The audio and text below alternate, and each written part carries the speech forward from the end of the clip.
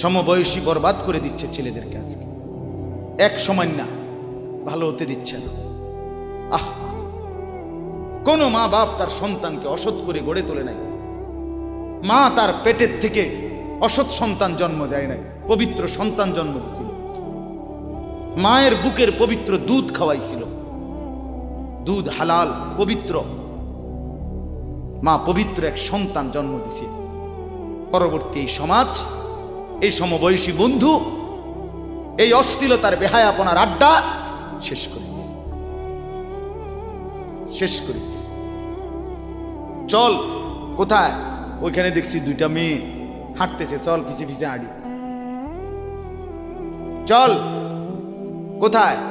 ওইখানে চল একটু আড্ডা দিয়ে আসি। শেষ। 3টা বাজে বের হইছে, রাত 10টা বাজে ফিরছে। 7 ঘন্টা সমবয়সী 7-8 জন ছেলে একসাথে ঘুরলা, অথচ তোমার লগের এই 6 জন বন্ধু একবারও বলল না যে আসরের নামাজ পড়তি না, মাগরিব পড়বা না, এশার নামাজ পড়বা না।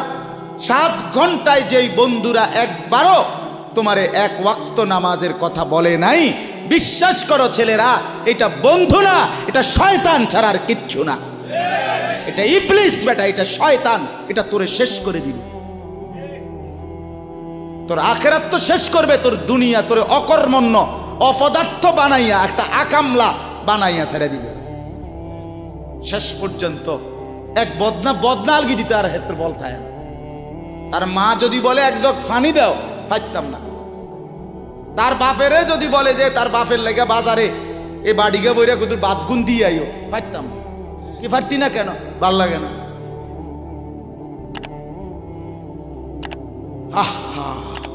গুনাহ, অশ্লীলতা, বেহায়াপনা, উলঙ্গপনা শেষ পর্যন্ত এরকম অপদার্থ বানায়, অকর্মণ্য বানিয়ে দেয়।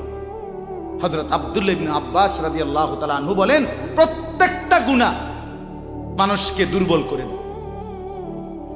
আপনি যতবার নারী দেখবেন ভিন নারী, খোদার কসম আপনার শক্তি সামর্থ্য দুর্বল হবে।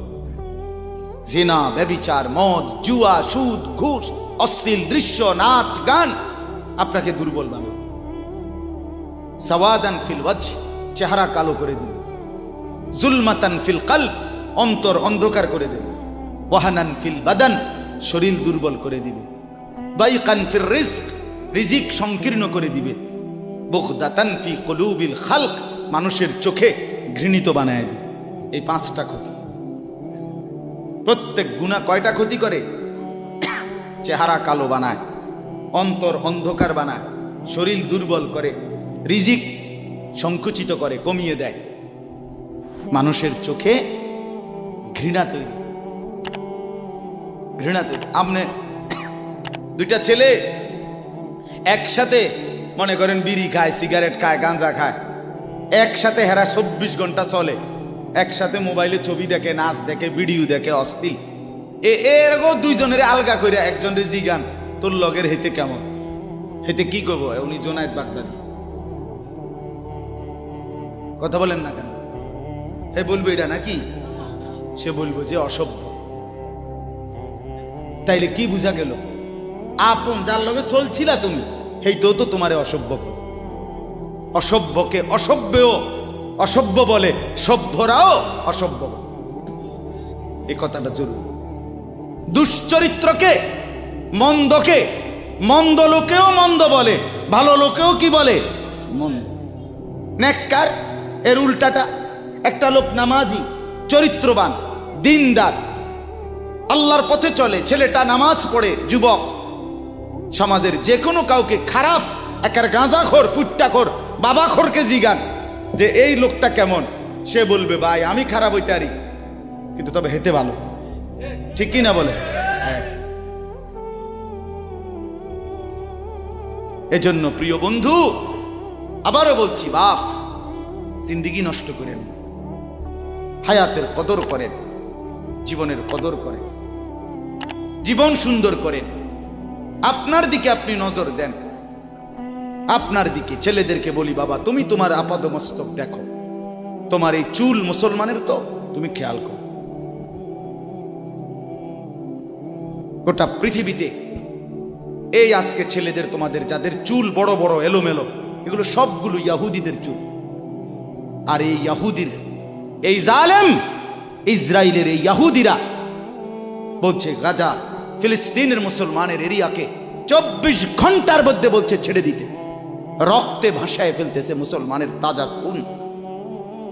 আজকে 75 বছর একটানা মুসলমানের রক্ত ঝরাচ্ছে ফিলিস্তিনে এই ইসরায়েলের ইয়াহুদিরা।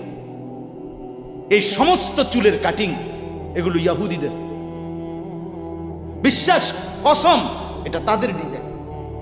কেন? তারা দাজ্জালের জন্য পৃথিবীকে সাজাইতেছে। হাদিসে আছে দাজ্জালের চুল হবে, নবীজি বলছে দাজ্জাল হবে যুবক এবং দাজ্জাল হবে এলোমেলো চুলওয়ালা। আল্লাহর নবীর হাদিস, কসম, বুখারী মুসলিমের হাদিস। এই জন্য দাজ্জালের চুল হবে আউলা ঝাউলা চুল, স্বাভাবিক চুল না। আজকে জন্য ইয়াহুদিরা দাজ্জালের চুলের ডিজাইন আমাদের সন্তানদের কাছে পরিচিত করে দিছে আগের থেকে। এজন্য আমি সবার কাছে অনুরোধ করলাম, বাবা প্রত্যেকেই আল্লাহর ওয়াস্তে নিজেকে নষ্ট করে। গুনার কথা বলার পরে তুমি গান শোনো, নাচ দেখো, অশ্লীল